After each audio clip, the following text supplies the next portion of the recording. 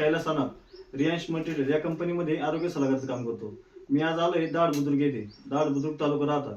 तर या मंदा अभंग आता आपण यांना 4 महिन्यापूर्वी औषध देतो अमृत ज्यूस आणि आर्थो. तर आपण त्यांना विचारू की तुम्हाला औषध देण्याच्या अगोदर काय आजार होता आणि आता काय होतंय. तर तुम्हाला औषध द्यायच्या आधी काय त्रास होता? मला औषध चालू व्हायच्या आधी ना मला जळकी लागायची जास्त. डायरेक्ट पित्त वाढायचं, डायरेक्ट रात्रभर मला जुलाब व्हायची.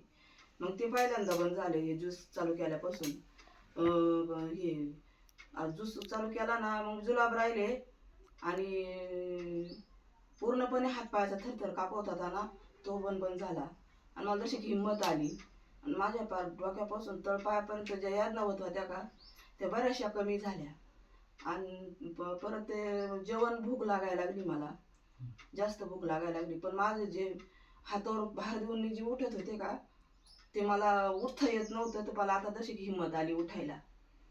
आणि आणि माझ्या पूर्ण शरीराची डोक्यापासून तळपायापर्यंतची सूज माझी पूर्ण नाहीशी झाली. पण फक्त सांध्यांमध्ये सूज आहे माझ्या आता.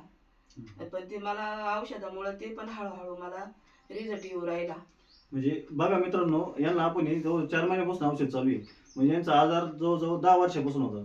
म्हणजे ते पूर्ण म्हणजे झोपूनच राहायचे. आता उठताय चालताय.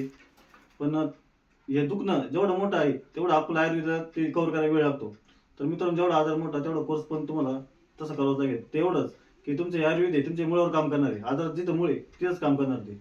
आणि या मावशींना खरंच चांगला रिझल्ट भेटलाय. आणि ते औषध त्यांचं आता पुढं पण कंटिन्यू चालू ठेवणार आहे.